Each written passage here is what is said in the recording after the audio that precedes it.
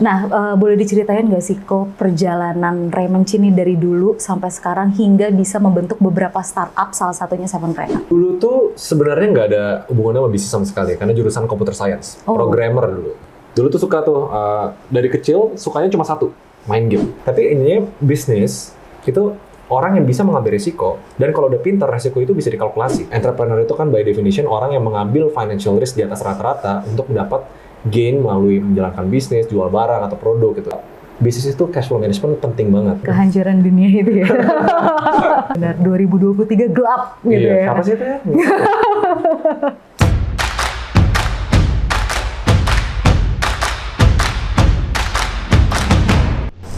Nanti Lora tuh harus sadar sekarang kalau misalnya digital native business, kayak teman-teman gue tuh selalu bikin bisnis itu banyakan digital native.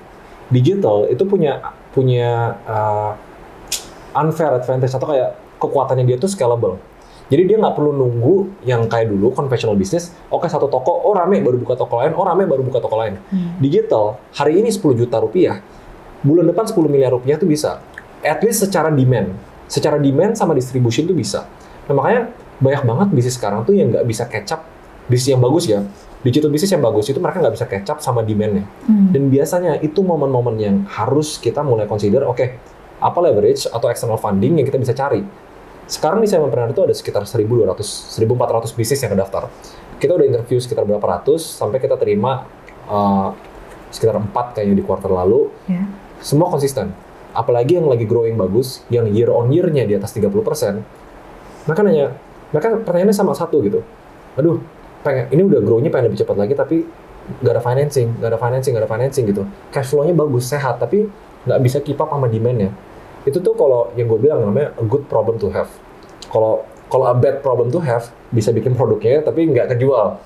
Kalau sampai kejual banget sampai produknya habis, itu tergolong a good problem to have, tapi is a problem nonetheless. Karena itu problem, jadi kita selalu saranin, pas kita bikin projection, pasti kita bikin oke penjualannya bakal gini, di tahun depan kita butuh inventory segini, turnovernya begini gitu. Baru kita bisa breakdown kita butuh duit berapa. Tapi kebanyakan pebisnis yang kita bilang pebisnis pemula ya, mereka nggak bisa ngelakuin kayak gitu. Padahal kalau mereka bisa ngelakuin kayak gitu, proper projection, risk management, bisa inventory turnover bisa dikalkulasi, 2M, PD nggak ambil, PD gitu. Mau bunganya berapa juga di PD, karena dia bisa prediksi, turnovernya cepet, barangnya pasti kejual, 2M itu dia ambil bikin buat produksi, inventory-nya misalnya worth 4 miliar, itu bakal habis itu dalam 3 bulan gitu. Jadi hal-hal gitu tuh yang harus kayak entrepreneur tuh mulai pikirin, baru kayak it makes sense banget untuk ambil external funding, mau hutang, mau equity. Halnya, nah kalau Laskadana case-nya kayak gini gimana? Kalau misalnya ada yang mau butuh 1M atau 500 juta dulu deh misalnya untuk kayak inventory, karena kita tahu nih pasti kejual nih gitu. Ada program-programnya nggak kalau?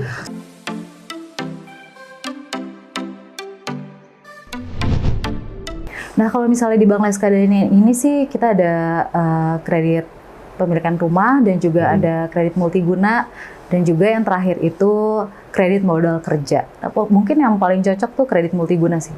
Jadi emang buat terserah mau dipakai buat apa gitu. Iya. Yang buat mau ekspansi, mau capex, mau inventory gitu. Iya. Sistemnya emang biasa gimana kalau misalnya ada orang mau masuk gitu kayak secara individual punya ide atau misalnya udah punya bisnis, oke butuh funding nih buat ekspansi gitu. Kalau di Laskadana gimana? Ya ini juga pasti akan kita cek dulu sih sebelumnya dia bisnisnya apa, terus uangnya itu juga untuk apa juga gitu ya kan. Itu pasti akan kita cek dulu sih sebelumnya. Nah, gitu. Itu sebenarnya kayak one of the main things yang buat entrepreneur yang juga menonton di sini. Before you consider untuk leverage, consider untuk kayak kredit atau kayak equity financing ya, kita harus benar-benar lebih tahu tentang bisnisnya itu. Jadi apapun yang sifatnya leverage itu mengambil resiko. Bisnis model baru, produk lain baru itu mengambil resiko. So kita harus breakdown resiko itu ke beberapa plan ya, bisa dibilang projection atau planning yang meminimalisir resiko itu, dan ya jadi makes it easier buat kayak ke bank atau buat kemanapun untuk apply for a loan gitu. Nah jadi kayak sayang gitu, kayak jujur banyak banget bisnis yang sebenarnya bisa banget grow 5 kali lipat, 10 kali lipat, tapi mereka constraint di capital. Di situ baru momen-momen leverage itu shine banget. Jadi kayak kredit multiguna ya tadi. Iya, kredit multiguna itu bisa dipakai banget buat entrepreneur, apalagi gue suka banget A good problem to have tuh pokoknya financing yang sifatnya invoice financing, purchase order, atau kayak inventory financing. Itu tuh kayak selama kita bisa plan it right, itu tuh bisa bilang kayak low risk banget untuk pebisnis, asalkan mereka tahu gimana cara structure dia punya cash flow. Itu salah satu yang paling penting juga gitu. Oke. Untuk apa namanya, kalau misalnya kita menyebutkan literasi finansial gitu ya, di Indonesia kan juga tergolong rendah gitu ya kan. Rendah. Nah, kita tuh Bang Leskadana juga senang sekali nih ada figur yang berjuang untuk mengurangi gap literasi finansial di Indonesia. Semoga. Nah, kita pengen tahu nih, Sobat Leska juga pengen tahu nih rekomendasi nasihat finansial terbaik menurut Raymond Chin, versi Raymond Chin. Finansial ya. Jangan beli kopi 80.000 kalau nggak bisa. Tapi intinya financial itu sebenarnya pertama gini, kalau teori ada basicnya, piramida keuangan kita harus semua harus ngerti. Menurut gue itu paling basic. Paling bawah cash flow, pengeluaran nggak boleh lebih gede daripada pemasukan. Itu basic banget. Tapi believe me, sebasic itu pun orang suka kelewatan. Kadang mereka bukan nggak minat untuk lewatin, tapi mereka nggak ngelakuin habitnya untuk kayak tracking, pas dapat pemasukan udah ada pos-pos pengeluarannya, hal-hal gitu tuh basic yang nggak dilakuin. Start dari sana dulu, jangan kayak kita langsung skip to step. Oke, gue punya duit, gimana cara gue cepet kaya? Itu step 3. Step 2 habis itu apa? Protection. Warren Buffett bilang, rule of investing, rule nomor 1 adalah don't lose money. Gimana cara kita memperkuat rule don't lose money itu? Ya kita harus jagain dulu nih. Sebelum kita maju, analogi kayak perang nih. Kita mau perang sama 5 orang. Kita nggak langsung tiba-tiba pakai kolor, jalan, terus kayak oke, pukul-pukulan sama orang. Kita harus siapin dulu kan. Siapin armornya, shieldnya, pisaunya. Dan itu masuk kategori dana darurat. Asuransi dan dana darurat itu di protection. Jadi kita harus punya dana darurat dan asuransi. Kenapa? Soalnya case-nya kayak gini. Bayangin kalau misalnya kita udah invest. Udah pinter nih, udah nambah, tapi kita invest di aset yang berisiko. Misalnya kayak saham. Dia lagi turun. Tapi kita nggak apa-apa, dari awal kita invest saham, kita tahu itu jangka panjang bakal naik. Tapi karena kita tiba-tiba ada kebutuhan, misalnya untuk berobat orang tua, dan nggak punya dana darurat, kita harus jual itu saham. Harusnya nggak rugi, jadi rugi. Jadi sebenarnya tujuan dana darurat itu, kalau misalnya kenapa-napa, kita harus tahu kita punya dana cadangan. Dan aturannya kan untuk orang yang single sebenarnya 3 kali pengeluaran bulanan. Kalau lagi situasi tidak pasti, kata content creator itu tuh tentang resesi itu, dia dijadiin 6 bulan gitu. Dan teorinya sebenarnya kayak gini, dana darurat diciptain kenapa 3 sampai 6 kali pengeluaran bulanan. Anggap amit-amit tiba-tiba jebret kita nggak punya penghasilan, berapa lama yang kita butuh untuk kita bisa cari kerjaan lain atau penghasilan lain. Makanya itu 3 sampai 6 bulan tuh dari sana teorinya. Baru step 3-nya investing. Baru step 3-nya tuh gimana caranya yang sebelumnya pondasi arusnya kita udah aman, proteksi udah aman, baru kita tentuin kita taruh uang kita kemana buat dia berkembang gitu loh. Nah, sebenarnya basicnya itu dulu. Tapi banyak orang yang nggak ngerti, kirain finance is all about theory. Matematika, kita harus hitung semuanya. In reality, finance is not about.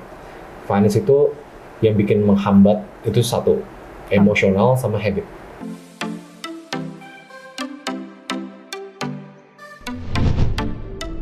Kita udah punya rule, tapi karena kita emosional, greed, kita FOMO, kita masukin semuanya. Karena kita takut, kita main sembarang cut loss. Jadi emosi sama habitnya, keteraturan kita dalam ngurus finance kita, itu harus benar-benar dibangun dari kecil. Jadi kalaupun nggak ada duit nih, belum ada duit buat invest, taruh aja 10.000 per bulan gitu misalnya. Banyak kok aset investasi, platform investasinya bisa 10.000 per bulan gitu. Bangun habit yang lama-lama tuh klik di sini, dan itu menurut gua salah satu saran finansial yang paling penting di luar dari cuma belajar teorinya doang. Gitu. Tapi kan untuk kalangan milenial gitu ya, rada susah untuk membangun habit itu gitu. Nah, gimana tuh kok? Harus dipaksa nih. Harus dipaksa ya. Sebenarnya kayak ini loh, habit, lifestyle, atau apa ya, ada tiga step yang 7 hari, 21 hari, sama 90 hari gitu. Dan emang harus dipaksa, tapi kalau ada satu buku, ada 2 sih, Atomic Habits sama Power of Habit. Dua-duanya ada sebutin namanya micro habit. Kenapa kita nggak bisa konsisten ngelakuin sesuatu? Pernah nggak ada momen hidup kayak, oh harus nge-gym nih, harus kurus gitu. Misalnya awal tahun gitu kan. Hari pertama gas, nge-gym 2 jam, langsung makanan, salad gitu-gitu kan. Itu nggak sustainable. Betul. Karena kita lagi semangat, kita bakar itu semangatnya, berharap itu bertahan, ternyata nggak bisa bertahan. Iya. Micro habits itu, walaupun kita semangat banget, kita breakdown ke hal-hal yang jauh lebih kecil. Jogging dulu 10 menit, makannya kurangin gula, udah gitu dulu. Semakin kecil, misalnya kayak, oke, targetnya mau baca buku, 1 buku setiap bulan.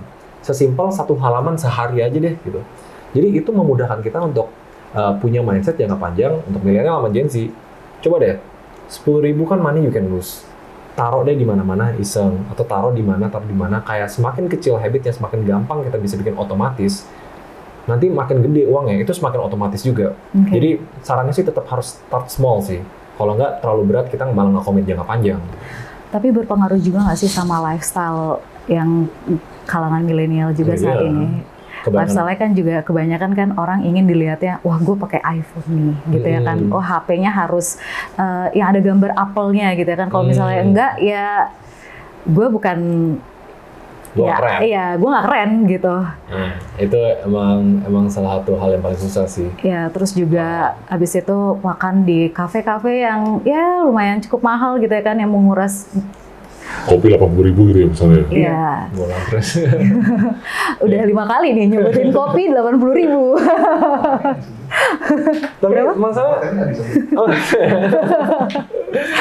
tapi emang social cue itu salah satu yang, jadi ada teori namanya Maslow 5 needs of human. Setiap manusia itu ada 5 jenis kebutuhan berdasarkan level-levelnya gitu. Ada psychological, social, ada kayak self apa ya namanya, ada 5 gitu pokoknya. Social itu salah satu yang dorongan paling kuat karena as humans kita belong gitu. Tapi emang kalau misalnya kita nggak bisa kontrol needs kita nggak bakal ada hal-hal yang detrimental yang kita nggak bisa tahan. Misalnya ya, kita pakai case misalnya kalau ada di luar tuh sering ada sexual harassment, kayak cowok yang kayak nggak bisa nahan, dia lakukan sesuatu gitu. So bayangin perspektifnya kayak gitu juga. Social itu salah satu dorongan innate manusia yang mereka pengen achieve. Tapi pas gue baca quote ini benar juga nih. Kita buy things we don't want to impress people we don't even like gitu. Jadi itu hal-hal yang kayak, again, makanya finance itu nggak soal angka, nggak soal teori. Jadi ada emosionalnya, ada kayak stage of life-nya yang cuma diri sendiri doang yang kita bisa kayak solve itu, karena nggak bisa kayak matematika. Personal finance itu 50% finance, 50% personal, sesuai dengan katanya, personal sama finance. Jadi makanya nggak bisa kita samain advice ke setiap orang masing-masing gitu. Oke. Nah tadi kan Korea juga ngomong nih, kayak misalnya kalangan milenial harus ngumpulin duit 10.000 per hari gitu kan. Siapa sih yang nggak bisa gitu ya kan. Nah seharusnya tuh juga mereka pikirannya terbuka gitu ya. 10.000 tuh ya mungkin sebagian kecil dari pendapatan mereka juga gitu. Yang kalau misalnya semakin lama ditabung juga menghasilkan banyak banyak keuntungan gitu ya. Benar. Kan. Terus juga banyak juga sekarang kan nih kalangan milenial juga banyak yang investasi emas gitu ya kan. Salah satunya juga aku gitu, yang tahun ini juga baru berinvestasi emas gitu ya kan. Nah sebenarnya di investasi emas ini pun juga nggak langsung kayak, gue punya duit misalnya 1 juta, gue langsung beli yang 1 gram gitu ya kan. Itu kan maksudnya kayak terlalu maksudnya gede lah, iya terlalu gede orang gitu ya kan untuk orang gitu. Padahal sebenarnya emas itu juga bisa dicicil loh. Emas bisa dicicil? Iya. Oke, apa tuh? Itu salah satu program dari Iya, SK, salah ya? satu program dari Bank Reksadana gitu ya kan. Nah, kita tuh punya salah satu produk Cimas gitu ya, cicilan emas namanya, jadi disingkat Cimas. jadi Cimas. Bukan cimolnya mas-mas. Bukan, cicilan emas. Nah, di Cimas ini tuh kita misalnya mau ngambil yang 3 gram gitu ya kan, gramasinya 3 gram gitu. Nah, ternyata cicilannya itu sangat murah gitu. Jadi cuma 100.000 per bulan. 3 Gitu gram kan. yang harusnya orang bayar upfront misalnya Iya. 3 juta gitu misalnya, tapi ini bisa dicicil. Iya, ini bisa dicicil gitu, ya kan. Dia mungkin pas awalnya itu dia cuman bayar DP, terus sisanya langsung cicil per Cicilan bulan. aja. Iya, jadi lebih kecil gitu ya kan. Nggak langsung yang kayak, wah gue punya 3 juta dia pengen Soalnya komitmennya bayar tuh nggak susah tau komitmennya untuk kayak, oke, ada investment, kita mau beli emas 3 gram, terus kayak jebret 3. Emang bagusnya tuh emang sesuai dengan topik bangun habit. Kalau bisa tuh di breakdown ke hal-hal lebih kecil. Nah kalau ada cicilan emas berarti ya at least secara mindset orang tuh bisa dipaksa untuk kayak nabung setiap bulan dengan Iya, betul. kapasitas yang lebih kecil gitu. Iya. Dan itu buat emas, Iya, kalau di iya, Resta ya? iya. Oke. Gitu. Menurut Korea itu sangat menguntungkan nggak sih? Itu menguntungkan secara mindset, for sure. Karena analogi gini, kenapa orang pilih untuk, contohnya ya, kayak KPR rumah gitu misalnya, ya kan? Padahal sebenarnya bisa nggak dia kayak ambil opsi lain non KPR untuk dia bisa dapetin sebuah rumah? Ada banyak cara gitu. Salah satunya kayak nabung full jebret gitu. Tapi nggak banyak orang itu punya namanya apa ya? Konsistensi, nggak bisa konsisten. Ujung-ujungnya kalau lihat uang nganggur dipakai. Iya, untuk hal lain. Malah nggak dapet apa yang dia mau gitu. So kadang ada beberapa instrumen yang sebenarnya gue suka karena ngebangun mindsetnya untuk kayak kita mau target punya emas 5 gram nih. Tapi banyak orang yang bisa kayak tabung. Tengah jalan pengen beli iPhone dulu deh, mundur lagi gitu kan. So kalau emang ini bisa instrumennya buat bikin orang fix punya mindset untuk kayak taruh terus setiap bulan, ya I think it's a good start again karena finance itu is about konsistensi. Iya, dan bikin juga orang tanggung untuk jawab juga ya. punya habitnya, punya tanggung jawab terhadap diri sendiri. Kalau ini tanggung jawab terhadap orang lain juga untuk konsisten taruh terus duitnya di sana. So I think it's a good vehicle lah.